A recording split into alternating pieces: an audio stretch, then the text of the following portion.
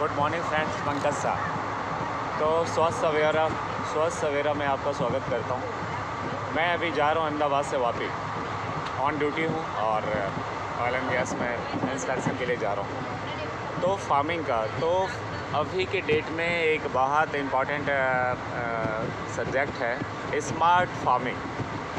आपने देखा होगा स्मार्ट व्हीकल बाइक आ चुका है, स्मार्ट वॉचेस आ चुके हैं, स्मार्ट टीवी आ चुका है और स्मार्ट कार भी आ गया है। तो अब ज़रूरत है हमारे किसान के लिए स्मार्ट फार्मिंग की। और मैं अभी ट्रेन में विंडो में बैठा हूँ जिसमें कुछ स्मार्ट फार्मिंग का नज़ारा आप देख सकते हैं।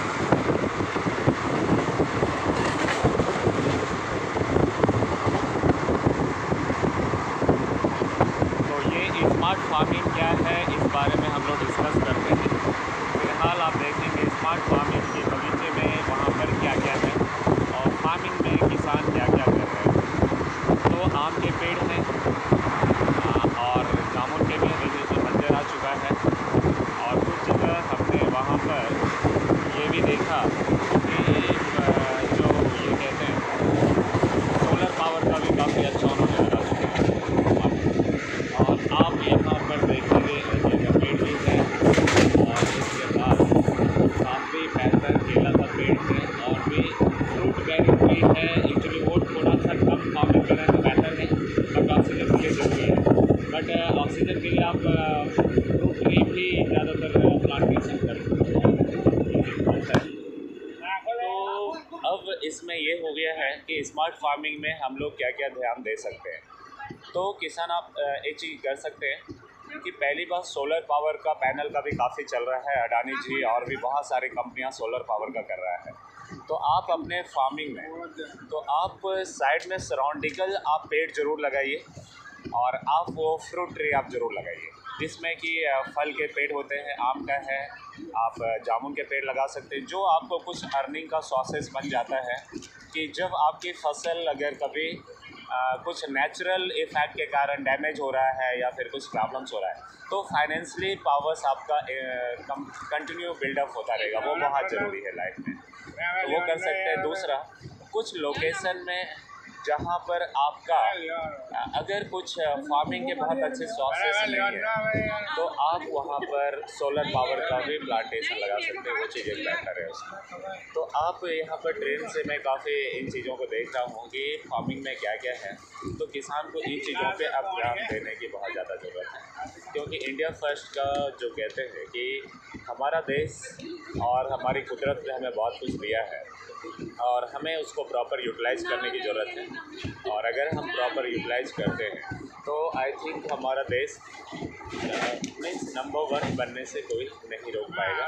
तो हम सभी को इन चीज़ों पे ध्यान देने की बहुत ज़्यादा ज़रूरत है। तो अब आप देखेंगे कि फार्मिंग में रोड के साइड में जो जिनका भी फार्मिंग है, खेत है, तो वहाँ पर किसान ने अभी क्या किया कि जो बाउंड्री होता है बाउंड्री पर फ्रूट ट्री लगा देते हैं।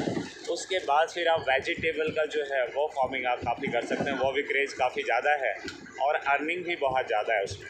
सराउंडिकल होता है खेत के चारों तरफ, आप वहाँ पे वेजिटेबल आप फार्मिंग कर सकते हैं।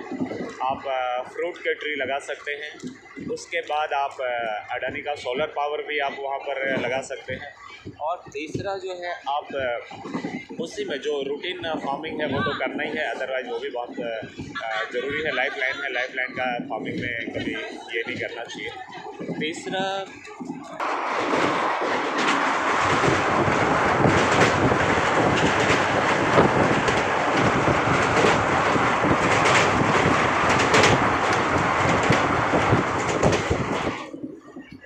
तो गवर्नमेंट भी अभी स्मार्ट ब्रिज जो कहते हैं तो स्मार्ट ब्रिज गवर्नमेंट भी बना रही है। स्मार्ट ट्रेन रेलवे भी हो चुका है जिसमें कि आप बुलेट ट्रेन और जो है तो एक्सप्रेस ट्रेन का है। तो बहुत सारी चीज़ें हो रहा है। तो अब लोगों को भी स्मार्ट बनने की ज़रूरत है और स्टडी भी ज़रूरी है उसके लिए कि आपको स्टडी करना है। और देन फिर आपको फार्मिंग है, आपके हर प्रोजेक्ट में आप बिजनेस कर रहे हैं या जॉब कर रहे हैं तो स्मार्ट वर्क बहुत ज़रूरी है। तो इसमें कुछ चीज़ें और भी मैं आपको इसमें दिखाता हूँ। ये है हमारा बुलेट ट्रेन का ब्रिज।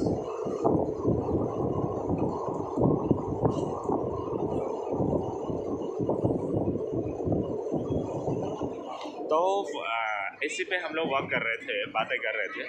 तो हमारे लाइफ में हर चीज़ स्मार्ट होना बहुत ज़रूरत है। स्मार्ट लिविंग, स्मार्ट फूडिंग, और जैसे स्मार्ट वॉचेस है, स्मार्ट व्हीकल है, स्मार्ट टीवी है, स्मार्ट मोबाइल है, वैसे अब इंसान को भी स्मार्ट होने की बहुत ज़रूरत है। और स्मार्ट कैसे होंगे, उसके लिए एजुकेशन पावर्स चाहिए, बिल्डअप करना पड़ेगा आपको।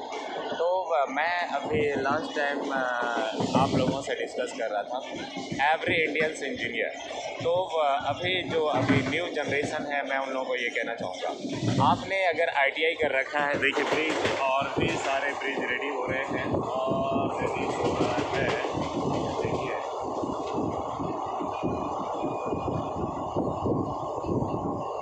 तो काफ़ी सारा है, डेवलपमेंट हो रहा है, काफ़ी बेहतर हो रहा है, गवर्नमेंट बहुत अच्छा वर्क कर रही है, उसमें कोई डाउट नहीं। तो इंडिया फर्स्ट कैसे होगा? तो इंडिया फर्स्ट होने के लिए आपको सभी को नेशन फर्स्ट के लिए अच्छी एजुकेशन, अच्छी वर्क करना बहुत ज़रूरत है। और आप सबसे पहले उसके लिए smart fooding in the sense आपको घर के बने हुए खाने जो कहते हैं अपने घर की रसोई का, वो आपको खाना चाहिए। उसके बाद आपको अच्छे रूटीन में आया है, मॉर्निंग में जल्दी आप जग जाइए, आप मॉर्निंग वॉक कीजिए, एक्सरसाइज कीजिए, स्टडी। उसके बाद है स्टडी आप 10th के बाद इंजीनियरिंग में डिप्लोमा कर सकते हैं आप। इवन अगर आपने ITI कर लिया है तो मैं आपको सजेस्ट करूंगा कि आप उसके बाद भी ऑनलाइन हो या ऑफलाइन, फुल टाइम हो या पार्ट टाइम, आप इंजीनियरिंग डिप्लोमा ज़रूर कर लीजिए। अगर आपने +2 कर रखा है तो आप उसके बाद बहुत सारे ऑप्शन हैं कि आप MBBS कर सकते हैं, MBA कर सकते हैं, आप इंजीनियरिंग का भी आप डिग्री ले सकते हैं, आप BTech कर सकते हैं। तो ये सब चीज़ें लाइफ को आपको बहुत आगे लेकर के जाएगा। दूसरी बात अब है कि ITI करने के बाद इंजीनियरिंग क्यों करें, या फिर इंजीनियरिंग ही क्यों करें? देखिए होता क्या है कि आप जब इंजीनियरिंग कर लेते हैं, आपने मान लीजिए ITI किया है, तो आपको गवर्नमेंट में अभी कंपलसरी हो गया, बहुत सारी कंपनियों में भी अब कंपलसरी हो गया। टेक्निकल एजुकेशन की तरफ आप मूव कीजिए। जनरल क्वालिफिकेशन की इन फ्यूचर में ज़्यादा वैल्यू नहीं रह जाएगी, मीन्स आपको ज़्यादा आगे जाने का मौका नहीं मिलेगा। तो आप इन चीज़ों को देखिए। दूसरी बातें हैं कि आपको जब टाइम मिलता है, जो आपकी एजुकेशन है वो आपका ब्रह्मास्त्र है, आपका पेन ही आपका ब्रह्मास्त्र है। और आपका जो धर्म ज्ञान है, जो कहते हैं आप गुरु के पास जाते हैं, जो धर्म गुरु है, वो आपका दिव्य ज्ञान है। और उसके बाद ही आप दिव्य पुरुष बन सकते हैं जब आप ज़िंदगी में सक्सेस होंगे। तो लाइफ में पहले हमारा हेल्थ ज़रूरी है, एजुकेशन ज़रूरी है, उसके बाद आप अपने जॉब में सेटल हो जाइए और उसके बाद लाइफ एंजॉय कीजिए। आप घूमना है घूमिए, आप सिंगिंग करना है, डांसिंग करना है, आपको बैडमिंटन खेलना है, क्रिकेट खेलना है, आप कहीं भी कुछ भी कर सकते हैं। और जैसा कि मैं करता हूँ और उसके सारे वीडियोस भी मैं इसमें डालता हूँ, तो इसीलिए ये बहुत ज़रूरी है। आप अब आगे इस बात का ध्यान रखें। और बच्चों को भी स्पेशली मैं कहूँगा अभी से फूडिंग पे ध्यान देना है, एजुकेशन पे ध्यान देना है, तभी जाके हमारा देश दुनिया में नंबर 1 बनेगा और नेशन फर्स्ट है। Okay friends, thank you very much. तो मैं इस धरती का स्वर्ग गुजरात से बात कर रहा हूँ और वहाँ की पावन भूमि अहमदाबाद से बात कर रहा हूँ। और अभी मैं ट्रेन से जा रहा हूँ अहमदाबाद से वापस, और वहाँ से जाऊँगा, आई थिंक प्लान है मुंबई जाने का, तो देखते हैं। तो आप भी अपने ये पे ध्यान दीजिए। तो friends, thank you very much. तो ये धरती है,